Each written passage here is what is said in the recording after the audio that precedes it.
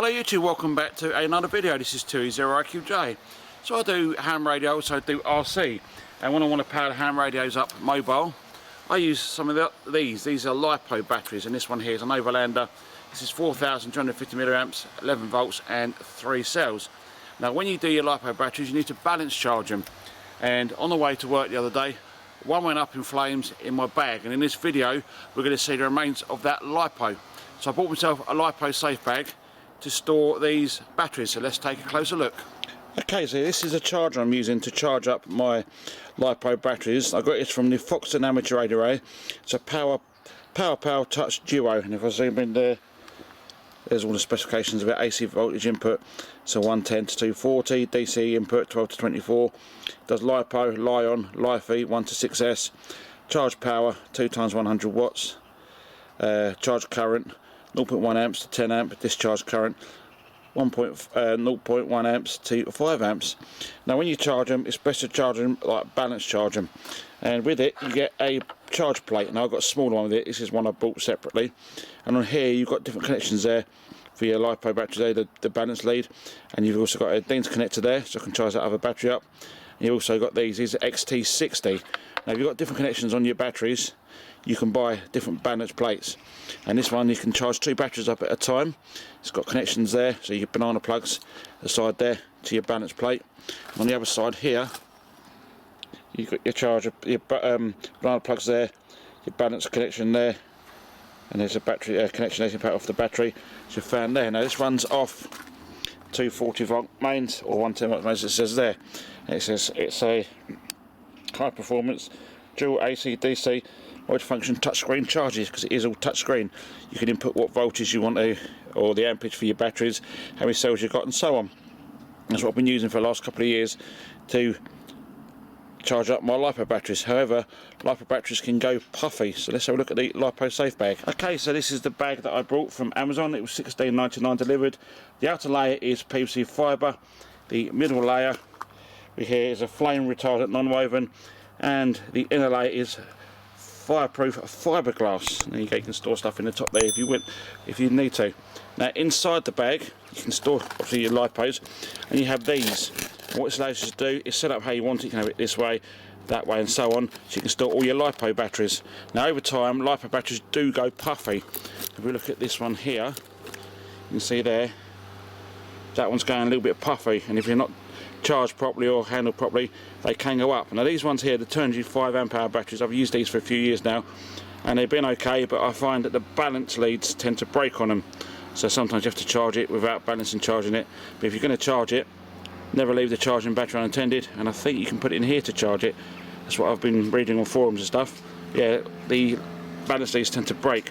On top here we got ourselves a XT60. I've got two of them.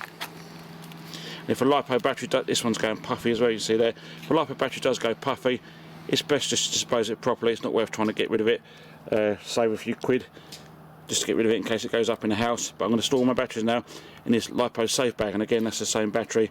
It's got an XT60 on top, and there's the balance lead there. Here we have the other batteries I've got. I've got a Power 5250C rating. It's 11 volts, 3 cell Lipo battery. That's what I use on my RC cars. Now when I get my leads back, after I'm going to make a lead up for my 817, solder a Dean's connector on there, and I can use these when I go out and about, because this one isn't puffy, and nor is this one here. This one's going a little bit puffy, you see there, but they'll be okay for a while. Now the battery I showed you earlier, this was the Overlander battery, and that's going to go into there, and I will set this bag up at some point to the compartments, make it a little bit safer, but it should be okay outside here just for this video. So let's go and have a look at that Lipo that went up. Okay, so this is the remains of the Lipo battery. It's got 3 cells, this one, so when one goes off it goes out, the other one goes off, goes out, third one goes off, and it goes out. Now that's the connection that went into the radio, and I threw the rucksack down on the floor, the radio come out, so I've still got to check that still works. And when one cell went out, I was able to cut the wire, because this was all stranded around the microphone lead, cut the wire away and pull the microphone away. And next door to it was a deodorant can, so I booted that straight out of the way, so that didn't get damaged at all. And here, that's what would have gone into the battery. So and the connections there. You see here, there's the XT60, and yeah, these things are dangerous. They could go up at any time, which is why I've got the Lipo Safe Bag. As soon as it had gone out, I was able to pick it up via one of these leads here, so it wasn't too hot, and throw it up in the garden, up on the mud, and just left it there. And I thought, right, that's gone out. I'll check that out when I come back after work. And yeah, this is the remains of this Lipo battery. So there we go, the Yum Power and the Hyrio Lipo Guard case I got from Amazon. Help me protect my Lipo batteries, and on top here we got ourselves a convenient carry handle.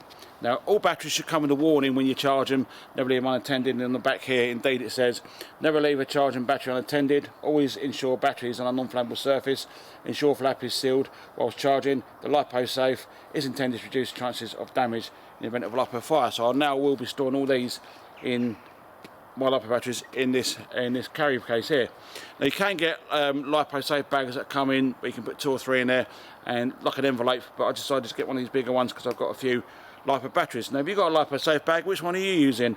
Place it in the comments below. But if a Lipo battery does go puffy, the best thing is to dispose of it properly. And now a while back I've done a video, let's dispose of a Lipo and up the flying club. Someone poked it in the middle of a field with a stick on the hard gravel, and it went up. And I'll link that in the end card below in the description and so on, so you can go ahead and watch that video. I think the battery stayed light for about 3.5–4 minutes, but you ain't got to watch all that while the flames going up. All I did was video it going up, and then I sped it up during editing, and then yeah, dispose of a Lipo. And someone replied back saying a firelighters a lot cheaper. But I mean, that battery that went up was about £25. That was a 5 amp hour. It's one of these Turnigy batteries that I used to use in my RC car. I think it's about 3–4 years old. So okay, it's done its job. And now if you found the video some use, you know what to do. Give it a thumbs up. But if you don't like the video, yeah, I suppose that other button seems to work too. But as always, thank you very much for watching. I'll see you in the next video. This is 2E0IQJ 73 for now.